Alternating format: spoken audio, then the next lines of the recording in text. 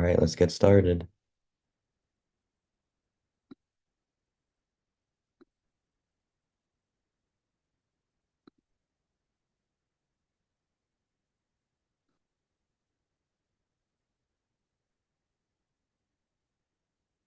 Can everyone see the PowerPoint? Good. All right.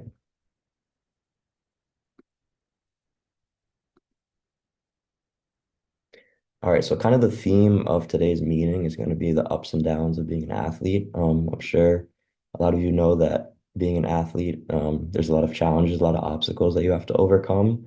No one's journey to getting where they want to be is ever going to be smooth sailing. It's going to be a lot of challenges. A lot of times we're going to need to, remain strong, remain determined. So we're going to talk a little bit about that today.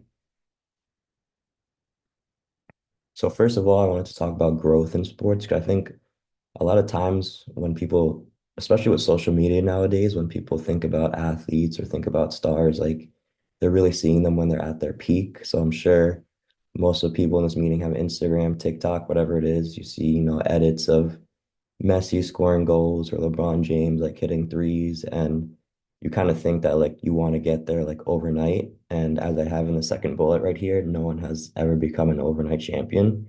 The journey of being an athlete is way more than just getting to where you want to be immediately. It takes a lot of patience. I'm sure Mike can speak to this a lot. It's just like the determination and the constant drive that maybe one day you wake up and you played like a horrible game. That's not going to stop you, from wanting to achieve your goal. So, sports should be all about growth and development. Um, and along the way to becoming a winner, as I just stated, you're going to make a lot of mistakes. Mistakes, you can view them as one or two things. You can view them as a setback and something that's going to hold you back from where you want to get, or you can view them more of like a learning process where, you made a mistake. All right, like you can feel upset about the mistake. It's obviously normal to feel that way, but then how are you going to learn from that mistake? When I got older, I would like to always like analyze mistakes, not too, you don't want to overanalyze your mistakes and kind of, you know, linger them in your mind and constantly think about them, but just look back at them in like a non-judgmental way and be like, okay, maybe I made a bad pass here. Like, what could I have done better in this situation? Um, so what really makes a winner or a successful athlete is can you keep losing over and over again and still remain determined to become a champion or win a championship, whatever your goal is. One of the stories that I like is Richarlison. Some of you guys may know him. He's a professional soccer player, plays for Brazil. And his story was he was from kind of a poor area in Brazil, but like he knew that he wanted to play professional soccer. That was his goal. And he went to like a bunch of tryouts, got cut from I think it was about three or four, and he only had enough money left to take the bus ride home back to his hometown. But instead of taking the bus ride home, he said, you know what, I'm going to spend the money on one last tryout. And he ended up making the team. And then from there, it was just kind of all good news. He made that team and eventually got scouted to play in Brazil. And then eventually now he's in the Premier League. So it's just, can you keep losing, getting cut over and over again, but still have that determination? And I know right now it seems like, all right, like he's saying all these things, but like, how do you remain determined? Because I remember when I was playing, like people would say to me, like, oh, like you make a mistake, like don't worry about it, or like, oh, you get cut from the team, like don't worry about it. There's next year. But like in that moment, you're like very frustrated. You don't know what to do. And so that's why I want to kind of have, these meetings, especially I think today is very important because you're going to go over things and, little tips and strategies that will help you when you're in that moment of getting cut or when you make a big mistake. All right, like let me notice what I did, but let me not dwell on it. So we'll move to the second slide here. So this slide we're going to talk about expectations. As athletes, we all have things that we want to achieve. And I think a big thing that I learned as I'm becoming a mental performance coach as well for athletes is there's a big difference between goals and expectations.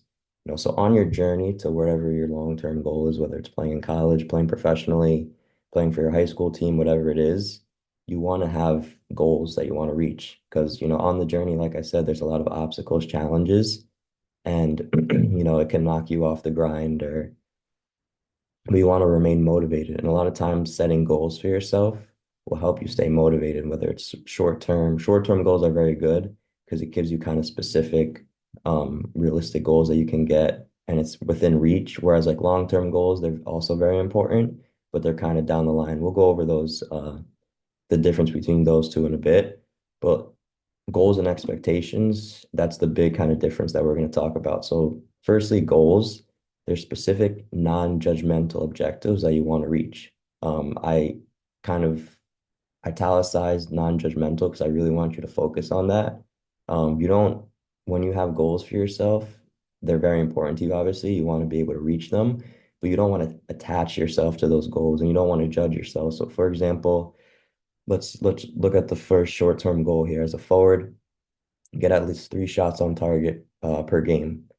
So say you're a forward and you have that goal going into the game, and let's just say you only got 2 shots on target. Obviously, you didn't reach your intended goal, but you know, if you put the effort in, that's not something that you should be ashamed of or like get down on yourself about. Obviously, you can be upset. It's not a goal that you wanted to reach, but attaching yourself to that goal can be harmful because now you're judging yourself. Oh, I didn't get where I wanted to be. I'm not improving. I'm not like maybe I'm not taking those steps towards my long-term goal. So when we set our goals, they should be non-judgmental. Even if you don't reach it, take that more analytical approach where you're like, all right, like I didn't reach it. What can I do better?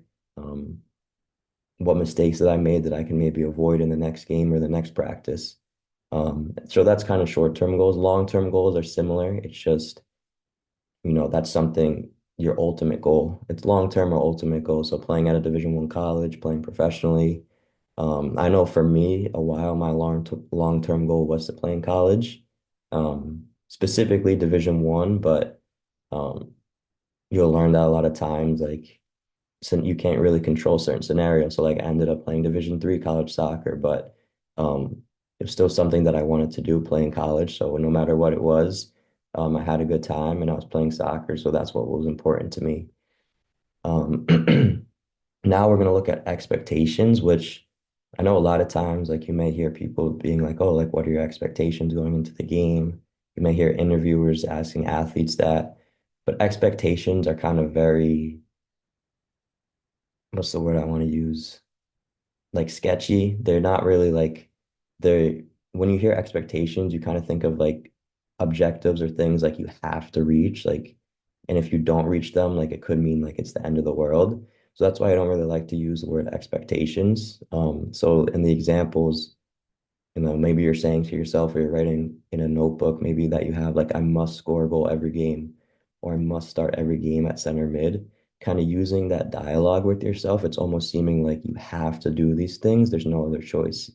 Um, that can be harmful because say you don't score a goal in a game and you're attaching yourself to that expectation, then all of a sudden it seems like, you're not the player that you want to be. Whereas goals, like I said, they're more, you want them to be non-judgmental, whereas expectations, kind of this language that we're using, like we must score, we have to, it turns into kind of judgmental. So goals, they kind of represent a more positive growth mindset. So even if you don't reach a goal, if we took a look at the last example, getting 3 shots on goal per game, all right, like obviously there's more games to come. What can I do better in between this next game that will allow me to get those 3 shots on goal? And then that kind of promotes a growth mindset. So you don't want to be fixed in the moment of like, all right, like I made a mistake. This mistake is the player that I am. It's going to define me. No, those mistakes are going to help you grow.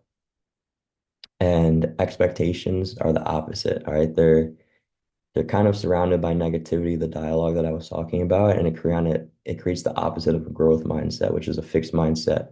And basically, a fixed mindset is you're stuck in the moment and you're focusing too much on the exact thing that you just did. So if you're playing a soccer game and say you miss a penalty, and obviously that's a big mistake, you're going to stick in that moment of missing that penalty, and then it could impact you for the rest of the game. It could impact you at your next practice. It could impact you maybe 2 seasons ahead where you have to take a penalty kick again. So you don't want to be kind of stuck in this mindset, all right, I made a mistake and now I can't get over that mistake. It's going to keep dwelling in me. Um, kind of going along with this idea of like kind of the growth mindset and how sports are meant for growth and development. I really like this video. I'll try to share my screen with you guys so you can see it. Let me share the other screen first. So it's an NBA player, Giannis Antetokounmpo. He's talking about basically how a reporter asked him like if the season was a failure because they lost the first round of the playoffs. They were the number one seed and they're playing the Miami Heat, who was the number eight seed. So obviously, the Bucks are expected to win. And they ended up losing the series. And after a reporter asked Giannis this question, and I think his answer is very interesting and goes along with kind of what we're talking about today. So I'll play it here. Same question, but I'm curious for you. Do you view this season as a failure? Uh, uh, okay, because I'm not that up. You asked me the same question last year, Eric. Okay. Do you get the promotion every year on your job? No, right? So every year you work is a failure. Yes or no? No. Every year you work towards something, towards a goal, right? Which is to get a promotion, to be able to take care of your family, to be able, I don't know, provide the house for them or take care of your parents. You work towards a goal. It's not a failure. It's steps to success. And if you've never, I don't know, I don't want to make it personal. So there's always steps to it. You know, um, Michael Jordan played 15 years, won six championship. The other 9 years was a failure. That's what you're telling me. I'm asking you a question. Yes or no? Okay, exactly. So why you asking me that question? It's a wrong question. There's no failure in sports. All right, we'll cut it there. So obviously he's a bit frustrated because he just lost the game there. But obviously, frustration is normal. I always like to tell people, when I'm coaching them on like the mental side of sports, like people always think like, oh, like, am I not allowed to be frustrated? And like, no, of course. Um, after a game, it's normal to feel frustrated. You don't want to hide your emotions and kind of let them dwell and linger. So in that video, Jan is kind of showing his frustration, but also trying to keep his cool and tell the reporter, like, okay, even though we lost the playoff series doesn't mean that my whole season was a failure. Like he's a very good player. I'm sure he reached a lot of his goals that he wanted for the season, but at the end of the day, he didn't end up winning the NBA championship, which like he was saying, you're not going to win a championship every year. Michael Jordan didn't do that. Most people don't do that. So I think that was a just hearing that from an NBA player, I think it's you can resonate it with it a lot. All right, so we were just talking about kind of the difference between goals and expectations, and goals kind of promote more positivity, more of a growth mindset, where where expectations kind of promote more negativity, kind of this fixed mindset. We're stuck in the moment. So now we're going to look at a couple consequences that come from expectations. I know I mentioned in the last slide, when you don't reach those expectations, that when you feel like you have to, there can be a lot of consequences that come from that. So the first consequence could be generalizations. Um, so for example, let's say you're in a game and primarily you're center mid, but the coach needs you to play center back today because someone's injured.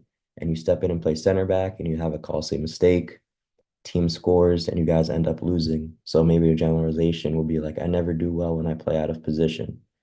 Even if it doesn't even have to be that you're playing center back, you play somewhere else on the field and you think back like, oh, I was playing center back out of position. I had this expectation that I was going to do well because, I play center mid, kind of similar position, but I made a huge mistake. And now like you're kind of stuck in that mindset of, all right, like even no matter where it is on the field, when I play out of position, like I know that I'm not going to play well. And you don't want to have those, obviously, that mindset going into a game. You want to have obviously self-belief, determination, no matter where on the field that you play, like you're going to perform well.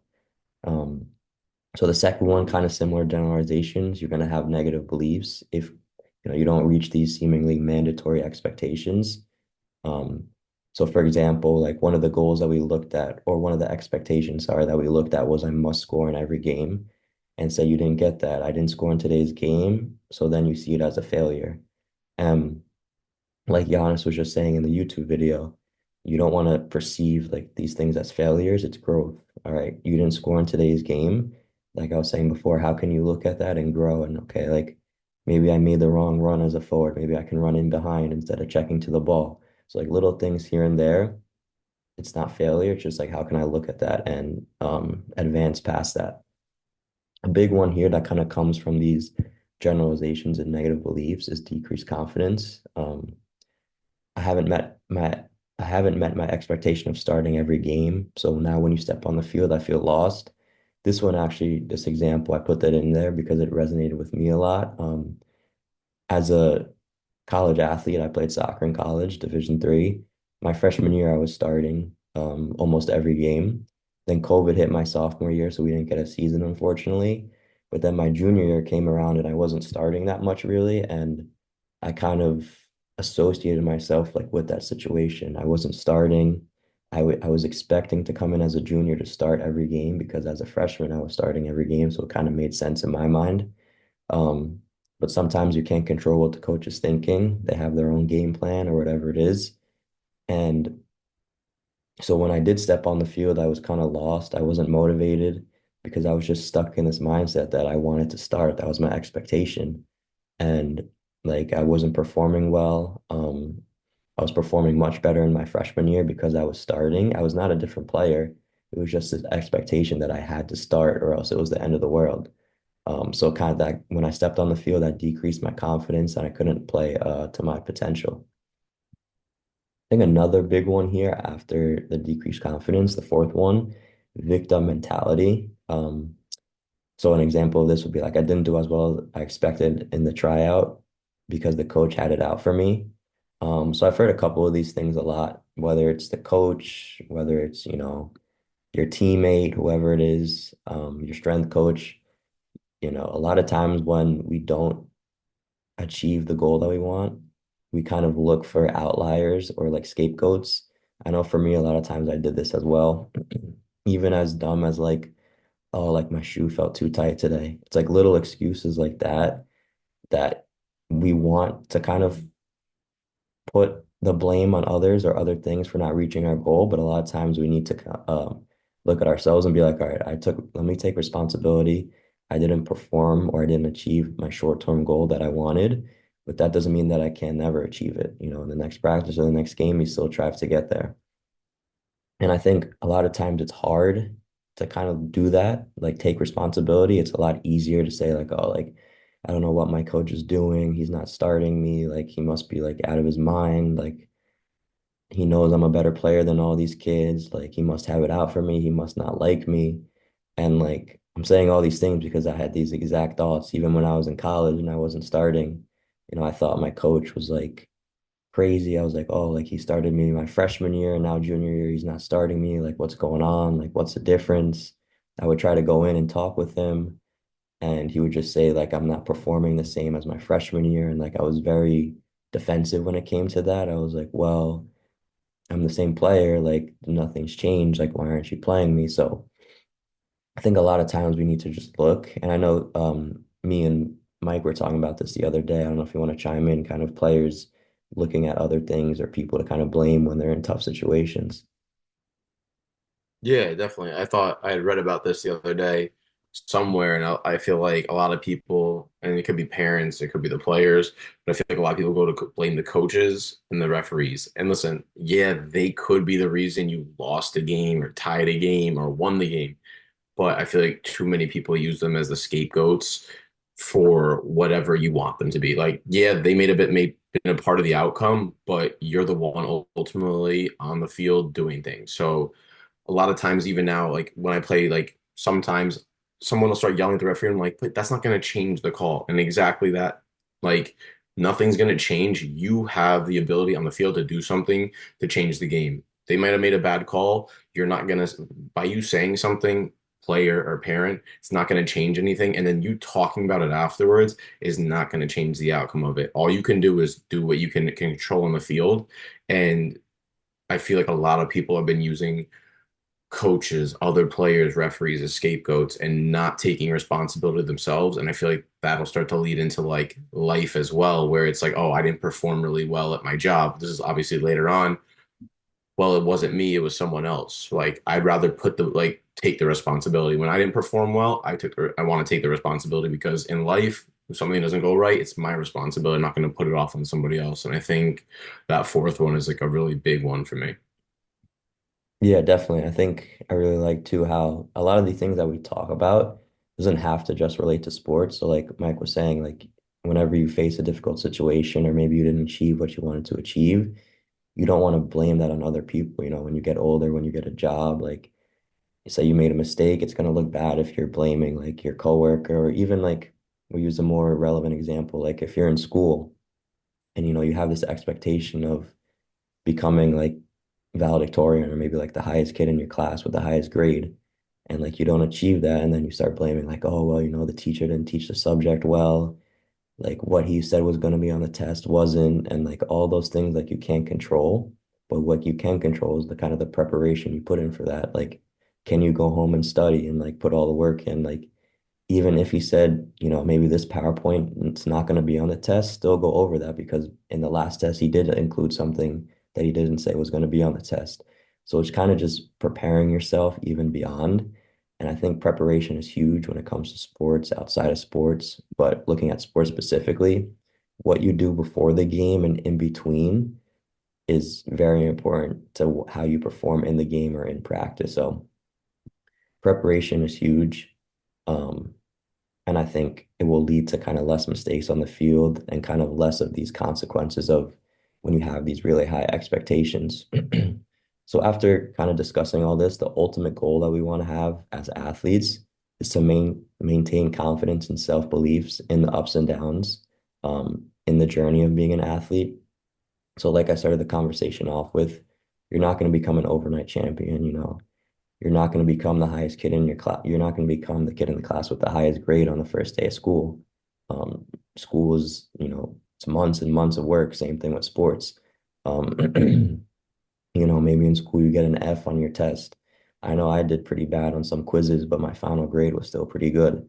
Um, so it's all about can you kind of take those mistakes and take those letdowns, but then still at the end come out better and achieve your long-term goals, essentially.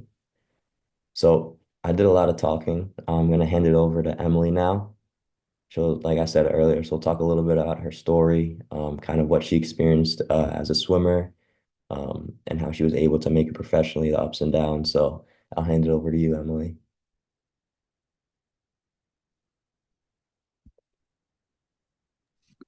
Hi, sorry. Hi, Alex. Thank you. Hi, everybody. It's nice to be here. So, as Alex said, I was a professional athlete. I represented Team USA from 2017 to 2021. I recently retired and I started, my full-time profession as being a special ed teacher. And then I also coach swimming along the way.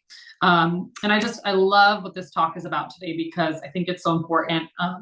When I grew up swimming, and I know swimming and soccer are two very different sports. I grew up with Alex and I watched Alex play soccer and my sister played soccer, and swimming is a very different thing. Like even just hearing you guys all talk about, oh, the ref did this and kind of blaming the ref. In swimming, there's no one to blame but yourself, right? You are quite literally racing the clock. It is very cut and dry. We are not being judged. It's your hand gets to the wall and technology does it for you. Whoever wins is the person that touched first, which is kind of something that's a little bit nice. It makes it a little bit easier because you can't really blame anybody but yourself. But I know it's not super similar sports, but I think like that overall message, the ups and downs in sport, that self-talk, all the internal things kind of happen the same in all sports because sports are tough and they kind of go hand in hand like that. So just going to give you a little background about me and just about swimming in general. So like I said, I started swimming when I was 5 years old. I started on a summer team. And then I swam only in the summer for that first year. The next year I tried out for a winter team. And actually the first team that I tried out for, I didn't even make the team. So I had to go find another swim team, which ended up being one of the biggest blessings of my life, because that's really where I fell in love with the sport. Started to understand that, okay, hey, maybe I can be good at this. It's not just fun. Maybe like this is a sport that I can actually excel in. And that kind of just pushed me forward and gave me a lot of success in the future. I swam in high school. I qualified for the Olympic trials for the first time in 2012 when I was about 15 years old. And for those of you that don't know, Olympic trials is like this big meet that we have in the US every year, and really all countries have it. And at that meet is where you're able to qualify for the Olympics. So the crazy thing about swimming is like, I might be the fastest swimmer in the world at one point in time in that year. That doesn't necessarily give me a chance to make the Olympics. So I could be 10 seconds faster than everybody else in the pool in a certain event. But if I don't perform at that specific meet, I won't qualify for the Olympics. So you need to get top 2 at Olympic trials in order to make the Olympics. And I think that really took a toll on me, professionally, mentally, just knowing that it only comes around every 4 years, right? So that's like the ultimate goal for a swimmer, is to make the Olympics. That's like the long-term ultimate goal that Alex was kind of talking about, those long-term goals. That was always my long-term goal. Or once I started swimming and realized that I was, pretty good at it and becoming successful, that was that long-term goal. And so because of that, it put so much pressure around this one specific meet that only comes around every 4 years. And for me, that really affected my mental state, I think, a lot. So I made trials for the first time in 2012. I went again in 2016. And then I went to my third and final Olympic trials in 2021 when the Olympics got postponed because of COVID. And so the first year I was 15, 16 years old when I was at Olympic trials. There was absolutely no intention to do anything well. There was no thought that I was going to make the Olympics. I wasn't even going to final. I was really just at that meet for that experience. And the reason that was so stressful for me was because that was the goal of the season. My goal of the season was to make Olympic trials, and I made it. But it took a long, long time to get there. So I missed it one of the times I tried by 0.01, 1 millisecond, which in swimming is like really not that much. I mean, it happens pretty frequently, but I missed it by 0.01 of a second. I mean, think about that. That's like not even like a fingernail, is 0.01 of a second. I don't even know what I could have done differently. I did it again. I missed it again by 0.01, which I just consider bad luck. I don't even know how that happens, but I went the same time twice and I missed it by 1 millisecond, which is just heartbreaking. So when I finally made it, I had pure joy. I was like undiluted joy. I was the happiest. I felt like I was like on cloud 9. Honestly, that's one of the times that I remember feeling the happiest and most excited about swimming, is when I finally got that cut, because I had missed it twice. So I had failed twice by 1 millisecond before I finally achieved that goal to make it. And so I made the Olympic trials. I'm 15 years old. The Olympic trials comes around when I'm 16, and it is a huge meet. Okay, so again, I have no thoughts that I'm going to make the Olympics. It's not even a thought in my mind. It's not a goal. I don't care about making the Olympics. But because this meet only comes around every 4 years, and because all the pressure of the season was put on making Olympic trials, I should have just stopped there. I should have been happy that I made Olympic trials, and I wasn't. So when I got to Olympic trials, I was so nervous, because I was like, okay, this whole season, this whole year has been for this one meet, for this one goal. And that messed with my head so much. I was on the block at Olympic trials. I'm just like dumping out my goggles because I'm crying, because I'm so scared that I'm not going to perform well. And that kind of made me really put into perspective all the things that I should have, things that we talked about today that I should have known, but I just didn't at that time.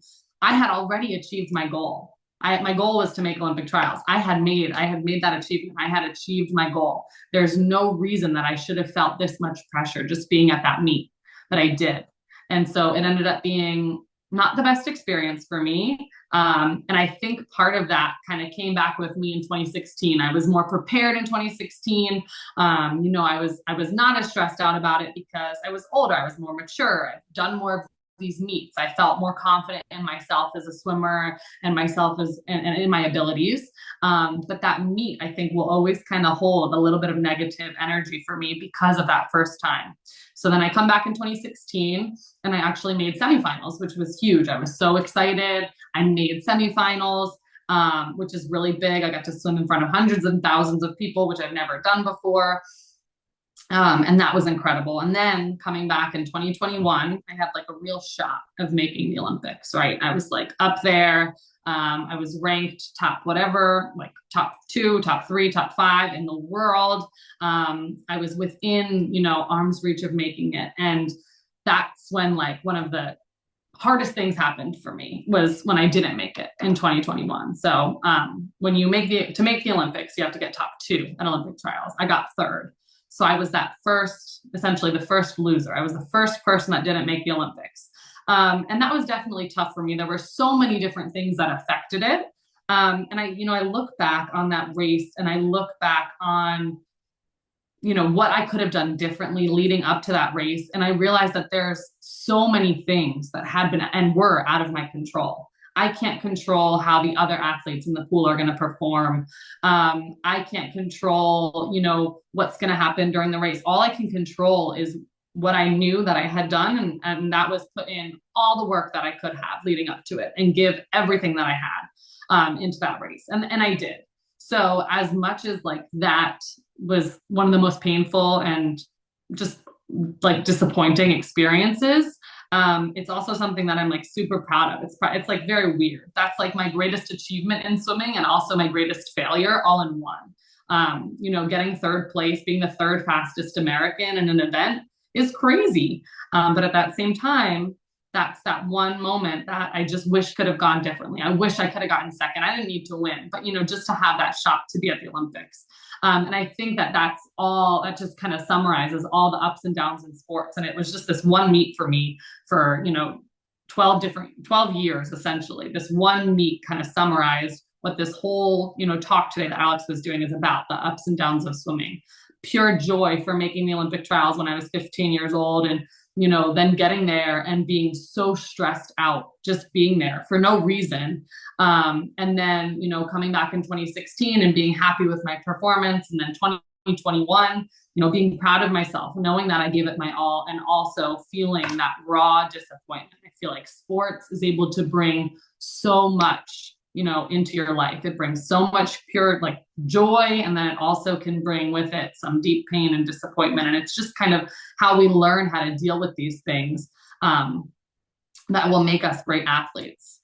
So aside from just, not making that one goal of qualifying for the Olympics, that next year or that winter, I was actually able to go to world championships, and I won gold in short course world championships in the 200 breaststroke. So that was a crazy experience for me too, because I was disappointed with my performance, or not disappointed, but disappointed in the results of the performance, not necessarily disappointed in myself. But I was kind of able to come back and kind of finish my career on a high note of, making world championships and then, taking home gold in world championships. But overall, I just think, that whole experience puts things into perspective. And what I wanted to talk with you guys today a little bit about is, I think it's so good that we, are so dedicated to our sport. We all are here, and you guys are all here because you want to be better. You want to be the best, and you have that internal drive, which is incredible. That is what you need, and that is what's going to make you a great athlete. But I think what's also important is, for me, I really help to put things into perspective. So remembering your why. Why did you start playing soccer in the first place? You didn't start playing soccer. I assume you didn't start playing soccer because you had this goal of going, professional when you were 5 or 6 years old, whenever you started. You started for a reason. You started because you loved the sport. Or you started because, it was just a sport that you wanted to try and you fell in love with it. You started the sport, and your why is because you love doing it. And I think that's something that we all have to remember. We talk about our success in sport, but really all of it comes down to where it stems from, your love for the game. And that's kind of what happened with me. I love swimming. I love my sport. And that is what kind of helped me make it to where I did, to become, a professional athlete and to have that as my career for a little bit. And that was my job. And to be able to travel the world and travel the country, representing Team USA was one of the greatest honors and privileges that I'll ever have. But really, that was a sport for me, but it was because I loved it. And that's why it was so special. And so I think it's super important to remember your why you do your sport, why you started in the first place, and why you go back to this practice every single day and you work your butt off all the time. And I'm sure there's sweat, pain, tears, we kind of work through it all. Why are you doing that every day if you're not loving it? So I think that's one message that's super important. And that kind of helped me overcome a lot of failures because I had a lot. I mean, you guys are going to have a lot of failures. I'm sure many of you already have, but to be a great athlete, you're going to have a lot of failures. And it kind of sounds a little depressing when you think about it. Like you're never going to be able to succeed unless you fail a whole bunch first. But for me, those failures were okay because one, I knew that I was going to improve with them. And two, because I knew that regardless of whether I was super successful or whether I failed, I wasn't going to quit my sport because I loved it and I was passionate about it. And I think that's super important. So I wanted to talk a little bit too about, those failures and embracing failures. And I think, like Alex kind of mentioned, failure is super, super important in sport for multiple reasons. One, because you're never going to learn unless you fail first. So we are always constantly learning from our failures, learning from our mistakes. They're helping us grow as people and as athletes.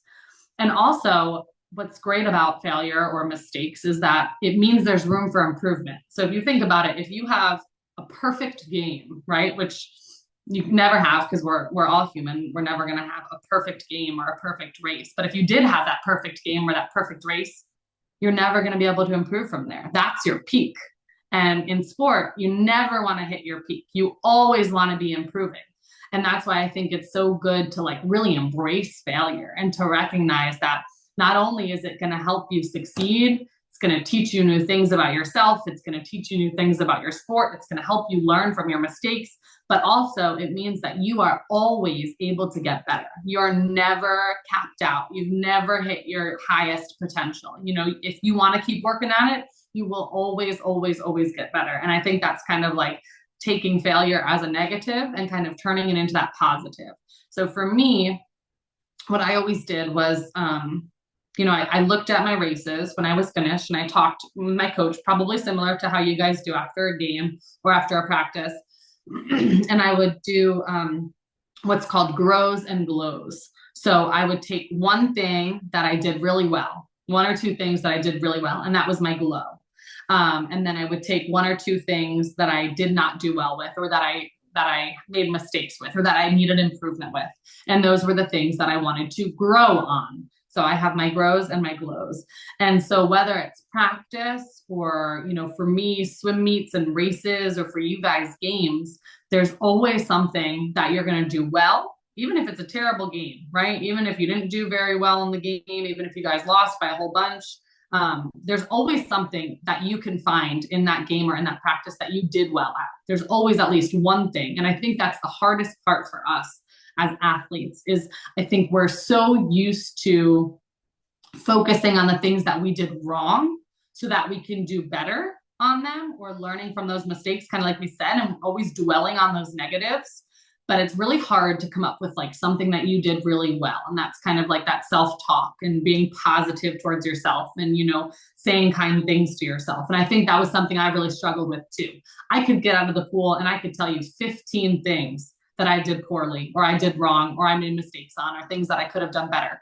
But thinking of 1 to 2 things that I did well and that I succeeded on was always hard for me. So that took a lot of practice to kind of get into that. And, it was me and my coach kind of working together on that and helping each other out, helping us decide that. So I always like to think of one thing that I did well, because that kind of gives me that gives me that positive self-talk to know okay, that wasn't a great race. My time was terrible, or the game was terrible, but I did this well, and that's improvement. So I always like to take those little successes as they come. You always want to give yourself a little success, whether or not you did great. It's okay. There's always something that you did good. Okay. And then I would also take, those things that I needed to work on and to improve upon. So it would be 1 positive and 2 or 3 negatives that I could learn to grow from, and I could turn into positives, because then next time I come around to the swim meet, or the next day at practice, those are the things that I knew I had to improve on. And that kind of gave me a reason to keep going, because I knew that there were always things to get better at. there were always things I could improve on. And I knew that if I fixed those little things, that I would become more and more and more successful in my sport.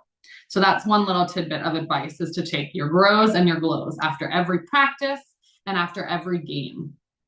And I think it's okay to, be, like Alex said, be frustrated with yourself. You're allowed to feel frustrated. You put so much time and energy, sweat and tears into your sport. Okay. You put so much focus into your sport. If you don't perform to the way that you want, if you don't perform, the way that you can, you're allowed to be upset with yourself. You're allowed to be frustrated. But what's important is what you do with that frustration. Are you going to get frustrated and, kind of how Alex mentioned, are you going to go into a victim mentality and, blame it on other people? Are you going to get mad at your sport? Are you going to get mad at yourself and then not show up the next day because you're so frustrated? Or are you going to take that failure and are you going to learn from it? Are you going to grow from it? Are you going to be better because of it? And I think that's kind of what really separates champions from people who are decent, right? That separates the good from the great. The great athletes take those failures, they dwell on them for a little bit, they focus on them, they talk to themselves, they write a plan about how they're going to do better because of those failures. And then they put that into practice and they come back the next day and they practice the things that they didn't do well on the day before. And then you practice for a little bit and a little bit and a little bit, and you get better and better and better. So I think that's super important, is to take those failures, embrace them, accept that, okay, this is a failure right now, but it doesn't have to be a failure in the future. It can become a success. And that's kind of what I had to do in swimming. So in swimming, one thing that's super important is you're underwater. So when you push off the wall, you either do underwater butterfly kicks, dolphin kicks, and like you kind of swim like a dolphin underwater, or you do breaststroke pullouts. And I realized that's something that I really struggled with as myself in a lot of different strokes, was my underwater dolphin kick. So in college, I made it, my goal. I told myself this year, I'm going to get really good at underwater dolphin kicks. And honestly, there were so many things that I could have chosen to focus on, but this is the one that I chose. And that's something that's important too, is you really need to think about what areas you want to target, what areas you want to work on, and when you're going to work on them. You can't work on fixing everything all at once. It doesn't happen like that. You have to take one thing at a time, one or two little things to really focus on in practice, to get better at those things before you move on to the rest of the things that you need to focus on. Because if you're like me, there's always things to get better on. So I took college as, the time, my freshman year of college, I was like, okay, my underwaters are where I'm struggling. I'm really going to focus on them. I'm going to get better at them. And so many things helped me with that, lifting weights for the first time consistently, being in the weight room, the dry land, just like overall strengthening. So many things helped me with that. But really what it ultimately came down to is every day at practice, I made it my goal, my duty. There was no option that I was going to take 3, 4, 5, 6, whatever it was, underwater dolphin kicks off each wall. And doing that every day for a year, I became one of the fastest underwater kickers on the team. And I dropped time in all of my events because of it. So I learned that, taking things, working on those things that are weaknesses now, turning them into strengths is how you improve. And so I did that with a lot of different things as I went along. I started with one thing at a time, and then I would fix one thing and then move on to the next thing. And so what I would start doing is kind of like writing down or just jotting down in my notes, or just like mental memory, thinking of all those things I did need to work on, and then kind of like checking them off on the list as I went. And I kind of put them as priority, which one's first, which one's second priority, and kind of go through like that. And then I was able to take, those failures and turn them into successes. One other thing that I really think is super important that I'm sure relates to games, because Alex talked a lot about how when he was an athlete and when he was in college, he would kind of dwell on his games, and then, and focus on them for days and stress about them for days to come. And I used to be like that too. And so what I learned was what my coach told me once. He told me, you can be as mad as you want after a practice, after a game. You can be frustrated with yourself. He said, you can feel all the things, but you have to leave it on the pool deck. He said, the minute you step off the pool deck, you need to let it go. Because unfortunately, if we're constantly thinking about all the things that we did wrong, all the things that could go wrong at the next game or the next meet, then we're going to kind of get locked up in our own stress and anxiety, and we're not going to be able to improve. So the same thing I feel like kind of relates to soccer is you're allowed to have feelings after a game. You're allowed to have feelings after a practice. But what's super important is taking those feelings, breaking them apart, seeing where we can go, what our next steps are, thinking about what I did well, what I did wrong, and then leaving it on the field and coming back the next day with an open, clean slate. Because if you come back the next day still stressed about the things that you did wrong the day before and you're still mad about it, it's gonna affect your practice. It's gonna affect your game. It's gonna affect your overall demeanor and your overall being. So what I like to do, like I said, was take my grow, take my glow, reflect on it, and then leave it on the pool deck or leave it on the field. Don't let it leave with you. And then you come back the next day and you learn from it. And that's kind of how I kind of made it through. And I feel like it helped a lot, kind of thinking about things that were failures and turning them into things that I could grow on to be better at. And then ultimately, I decided to retire from swimming, start my life, but I feel like proud that I was able to finish on a positive note. So no, I didn't make my overall goal. I didn't achieve my overall goal, but I achieved so many smaller goals along the way. And I can only be proud of the career I had. Do I wish that, things could have been a little differently at the end there? Do I wish that I could have made the Olympics? Of course. Will I always have, that pain and disappointment of not making it? Yes. But I know deep down that I did everything I could leading up to it. And I know that I wouldn't have changed if I had known the results ahead of time. If I had known in 2015 or 2016 that I wasn't going to make the Olympics, then I would miss it by, whatever, a couple tenths of a second.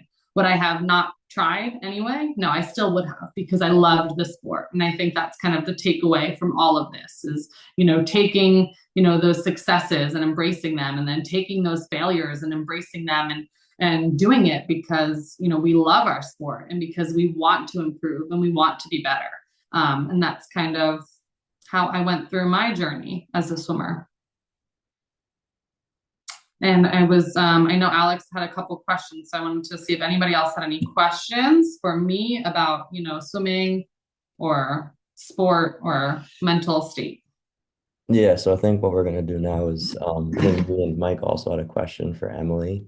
One thing that I wanted to talk about though, from what Emily recently said, was about how after a swim meet or a soccer game, whatever it is, you don't want to bring your feelings with you after the game. I think that's very important.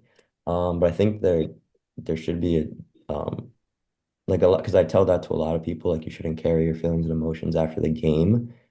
But that also shouldn't be that, you don't care about the game at all. Like you shouldn't have a negative mindset, but you also shouldn't have a not caring mindset. I know I played with players where we lost the game like pretty badly. We go back to the locker room and they're like having a blast, laughing with each other, like acting like as if we didn't just lose like 5-0. So I think you don't want to have a negative mindset. You don't have a not caring mindset. You want to have a determined mindset. So you go back in the locker room. You don't have to be, like you said, you left it on the field, whatever. You don't have to be crying or totally upset, but you have a determined mindset where you're like, all right, like let me look at this loss. Don't be mad about it. Or I can be mad about it in the moment, but then look to the next practice to see like, okay, how can we improve? So I think that was a very important topic that Emily brought up. But so what we're going to do now, as I said, me and Mike will ask our questions, but since we probably won't get to like everyone to jump off mute and ask questions, while we're asking our questions, you guys can type it in the chat. And after me and Mike are done asking our questions, then we'll go through the the chat, and me, Emily, and Mike will answer questions depending on who you have them for. But my question for Emily was, I know you mentioned how swimming it's a very individual sport, kind of different from soccer, and the time of competition is pretty long. So for example, like 4 years for the trials, a lot of times you don't have meets for like a while, months. I know you mentioned a couple of tips that you use, like the glows and the grows. Did you ever feel like a lack of motivation because like what you were doing in training like seems so far away when you can put that into like a race or put that into a competition? And if you did, how did you kind of like make your mindset like, all right, I'm training for this goal, even though it's so far away, like I'm training to get there? Yeah, that's a really good question. It is definitely different because ultimately those big meets come around, even nationals comes around once a year or twice a year. So really those big meets are not coming for pretty long periods of time. But you do have little meets along the way. But I think what's very different about swimming is I'm sure maybe some of you guys have seen, like when you watch if you've watched the Olympics, which I hope you all have, but if you've watched the Olympics, you see everybody in like their fast skins. They're all wearing those like knee length bathing suits to prepare for those meets. You're shaved, you're tapered, taper down your training, you do different things so that when you get to that meet and when you get to that race, you're at your peak. So really, you only do that once or twice a year. The rest of the year are considered like training meets. And that's tough too, because you're not going to be going your best times necessarily all throughout the season. And so the whole season is kind of the whole training season. You're going to these meets and you're training and you're competing, but you're not expecting to go a best time because you're not tapered, you're not wearing the proper, swim attire, whatever it may be. So it's a very different kind of mindset to know that my whole season is, kind of towards one meet really at the end of the season, which is crazy. And for a long time, it did affect me because I think knowing that it only comes around once, or like the Olympics only comes around every 4 years, you're putting so much pressure on that final meet. And that's kind of where you talk about that growth mindset that kind of comes into play is, am I faster at this meet than I was at this time last year?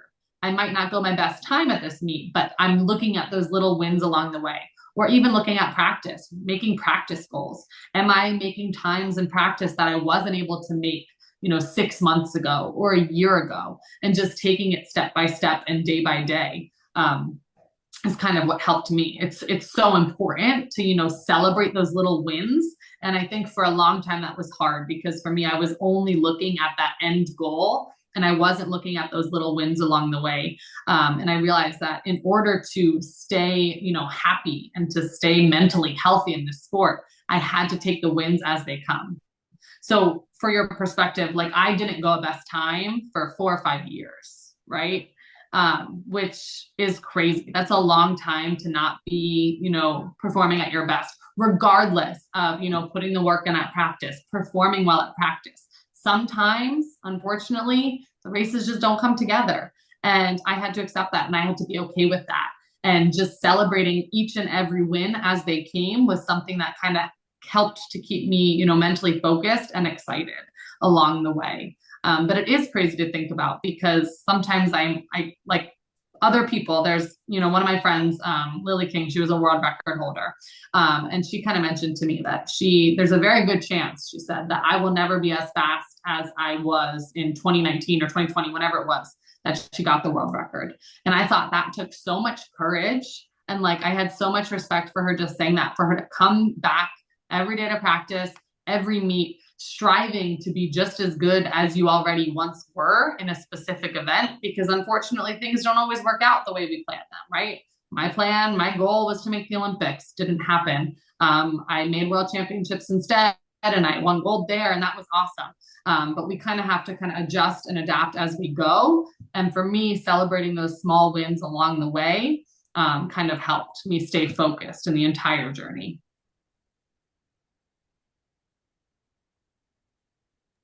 Yeah, that's great. I think a lot of good tips and advice in there. Mike, you got a question as well? Yeah, nice to meet you, Emily. I'm Mike, by the way. Nice to meet you too. Um, I really liked how you talked about the positives that you would give yourself, like the grows and the glows. I feel like growing up myself, my dad was really hard on me. So it started to get to the point where it always felt like I was wrong. Like I was doing something wrong, I wasn't good. And I feel like the grows and the glows, I feel like it's constructive. And like you said, it makes it exciting because it's more of constructive criticism rather than just criticism where it's like, okay, I did this well. I know I have this well, and now I have things that I need to work on, but they're not like, I don't feel like I'm always an awful at what I'm doing. Like there's ways to get better. So I think that is super important for any athlete to hear. I think it's how you stay motivated in your sport if you just get battered, and I feel like this is gonna, so I feel like parents are always doing this to kids sometimes is you, I don't like, my dad told me all the time is, you know what you did wrong, did right. I need to tell you we did wrong, but no, I need you to tell me what I did right as well, because sometimes I can't notice it on the field or I can't notice it in the swim meet. I need someone else externally to tell me like that was good, because I want to leave the field or leave the pool feeling somewhat good about myself. It's going to make me want to get back in. And I think that's really important. I also think another thing you talked about, the plan, is very important too, like how you talked about the dolphin kicks and stuff and realizing that's something you need to work on. I feel like when I was playing, sometimes I didn't want to look at my errors. And the moment I started to and started to be like, okay, where I need to work on my passes and breaking lines, that's when I started to excel my game farther and separate myself from other people. And that's when I was able to finally get into the MLS. But prior to that, I didn't have a plan of how to work on certain things. And I feel like once you start getting those little successes and those plans start coming together, that's when it becomes addicting. And like the success just starts like combining on top of itself. So I thought those were like excellent points you made. And I had a quick question. So I just wanted to ask, like in 2012, you said that you achieved your goal by making the Olympic trials. And but then like you were talking about how you had tears literally on the stand when you were trying to like start the race. And now I always wanted to ask, was that pressure self-inflicted or was it like you personally? Like I sorry, externally inflicted or Yeah. personally inflicted? No, that's a great question. I think for me, it was definitely personally, it was self-inflicted. I was putting the pressure on myself, but it was because like this meet it's so big. So I was the only one on my team that made the Olympic trials at this age, right? And so before I left, I had like my teammates, which was amazing, they'll give me like a little going away party. Like I had a little cake and balloons, and they wrote me like this really nice letters, and they gave me a photo album, and they gave me like all of this. And so for me, I'm like, oh my gosh, now I'm going to this big meet and I don't want to let them down. But I put it all on myself because that's not who they were. And they didn't care whether I performed super well or not. Like they were just like I should have been. They were just like, wow, she made it. That's huge. That's crazy. And so I think because of me wanting to, prove myself and to be there, I think that I put all that pressure on myself. And also because, like I said, it only comes around every 4 years. So I should have just been so happy and proud. And I should have taken that opportunity to just like soak in and embrace the success and be proud of myself and celebrate that, because ultimately it didn't matter how I performed at that meet. I had already achieved the goal of the season, which was to make it. And so I should have just stopped there. But of course, we're athletes and we always want to get better. We always want to strive and be better. So then I was like, okay, I made it. That's awesome. And I embraced it and I celebrated it when I did make it. But then I was like, you know what? Now I have to perform at this meet. And it just wasn't it wasn't there for me. And especially because of my anxiety and my stress about it, it definitely didn't perform well there. And it ended up being what should have been a really positive and a really cool experience for me ended up being it was a struggle for me because I put so much pressure on myself behind it. And that's kind of when I started to work on learning to really celebrate the wins as they come. Because of course we're always, just as athletes, we're always going to have things that we need to do better. We're always going to have things that we want to improve upon.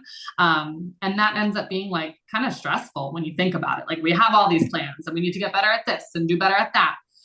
So really just taking every little win as they come, I think helped me, embracing the success. Wow, I did that. That's so cool. Not necessarily dwelling on it for weeks or months at a time, but just acknowledging like, I did that. I made it here. I scored that goal, whatever it may be. Taking that, being happy, being proud of yourself for a minute, and then being like, okay, I did all those good things. Now I got to work on all these things that I struggle with so that I can be better. So I think it was definitely self-inflicted.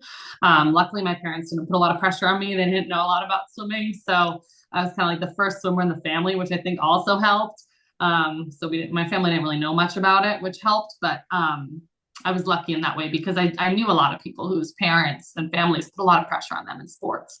And it ends up being really, really hard on us. And then it makes the sport not fun. And why do we want to do something that's not fun? Why do we want to do something that's just stressful? There's no point in doing that. It's not healthy to just do something that's not fun or that's stressful all the time. So I definitely can relate to, some of those people that did put a lot of pressure on their athletes. And I think that is tough.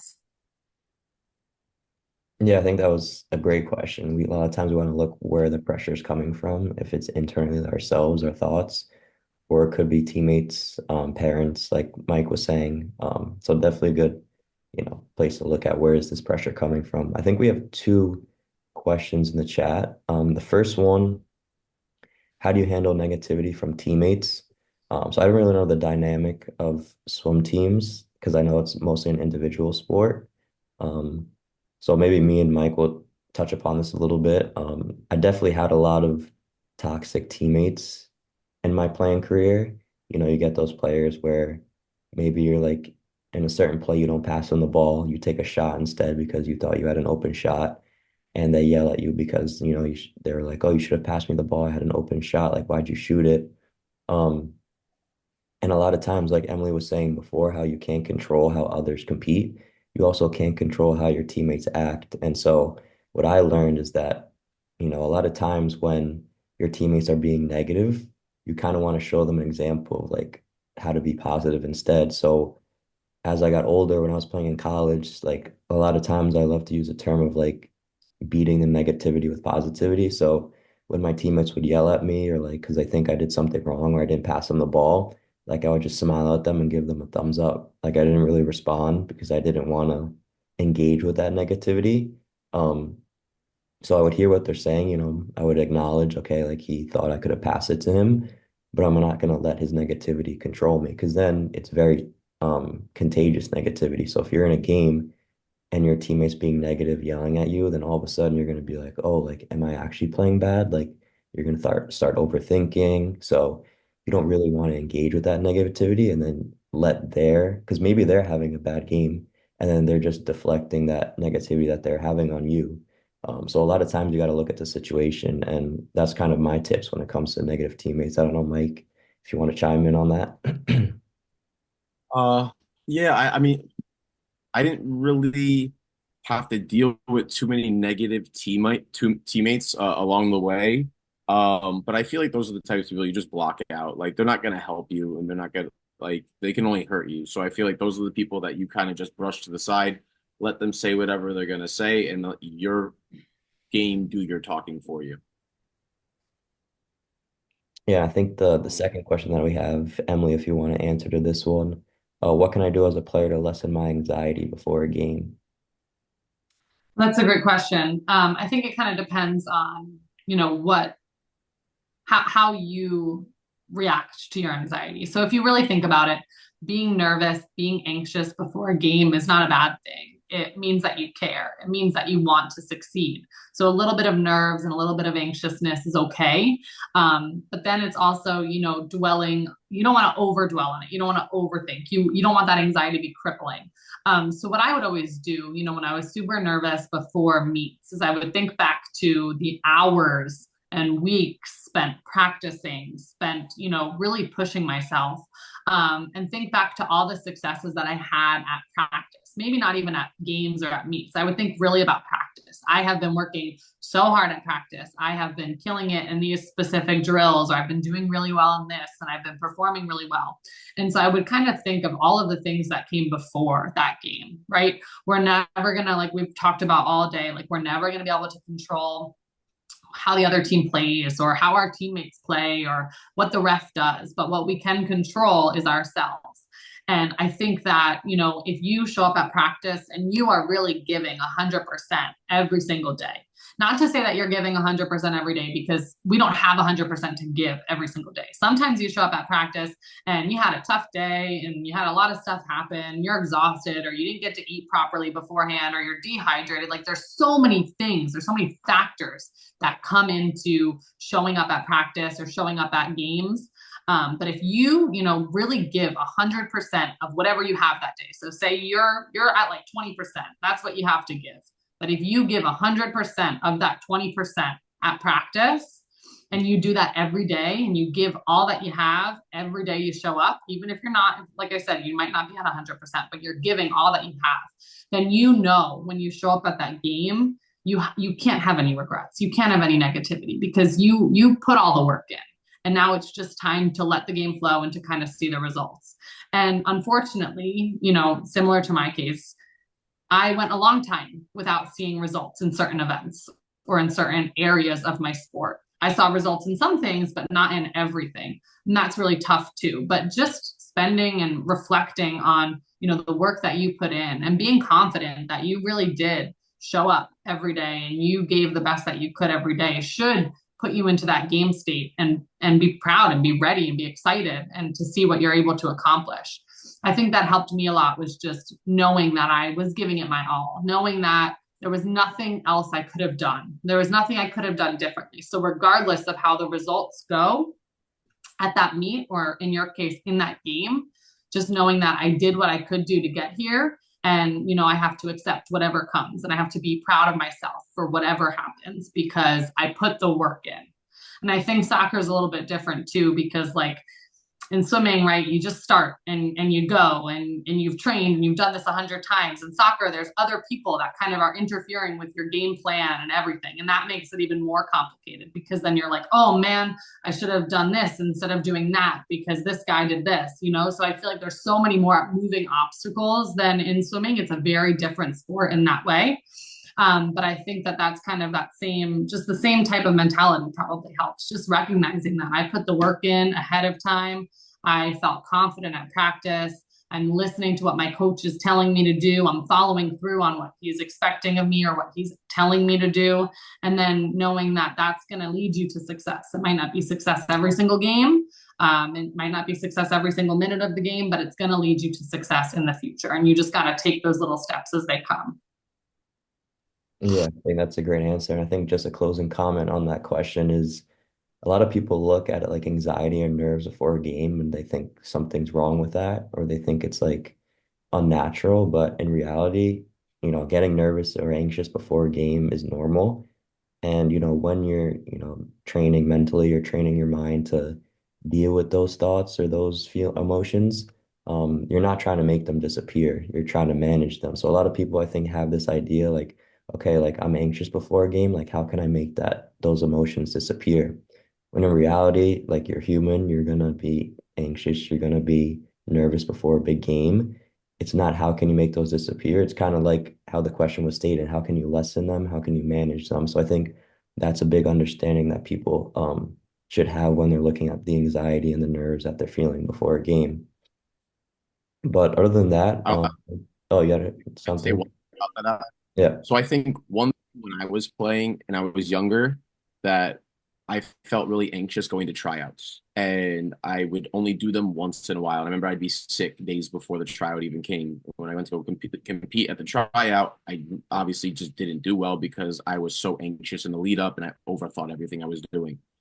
Then as I got older, I started going to tryouts all the time. And I was trying to play professionally at this point. And obviously the stakes are way higher. I dropped out of college. So if I didn't make this, there was nothing. So I think I started to feel less anxious because I started going to so many. And I think a way you can maybe lessen some of the anxieties as well is play more games because you put yourself in that situation over and over and over and over again. It becomes a little less anxious. But if you do it only once a week or once every 2 weeks, obviously that anxiety is going to be high because it's not a situation you're putting yourself in all the time. So I think the more you can put yourself in the same situation over and over again, the more used to it you are, the less anxiety you're going to feel because you know what you can do and you know how it feels, and you put yourself in that same position, it becomes a lot easier to compete. Yeah, I agree with that. I feel like it just kind of desensitizes you. Like you're always going to be nervous, right? Because you want to succeed. You're going to be nervous for, how you're going to play. Of course, that's very normal. And also I feel like sometimes I would just get nervous, not for like my results, but just I'm like, I'm going to be in pain in a few minutes and I'm going to be in pain for a decent amount of time because it's hard. Like swimming was hard. Soccer is hard. You guys are running up and down that field for an hour. Like it's a lot. You know that you're going to be in pain for a little while. And I think that's like, okay, that level of nervousness, that level of anxiety is okay. But doing it more often and just being like, okay, I can do this. And I can learn from it. And, I might not succeed every single time I do it, but I know that every time I do it, I'm getting closer and closer and closer to reaching my goal. Yeah, definitely. I think as you experience more things and get more opportunities, even though you feel anxious in the moment, in the future experiences, you're gonna be like, oh, like I've been in this position before, like I know what to do, and I kind of have more experience with it. So I think, yeah, definitely, um, that's good insight on the anxiety question. But other than that, I think that's pretty much it. We can wrap it up. Thank you, Emily, for joining us and opening up about your career, the ups and downs. I'm sure everyone learned a lot, maybe had some similar experiences for themselves as well. But and thank you everyone for joining in today. Mike and I are also going to post this on our YouTube channel, so maybe you have a friend or someone who didn't get to tune in, you can share it with them, or if you want to look back at any point in the video or rewatch it, it'll be on our YouTube channel. So look out for that. Other than that, thank you. Have a good evening, everyone, and we'll see you in the next one. Thank Thanks, you. Emily.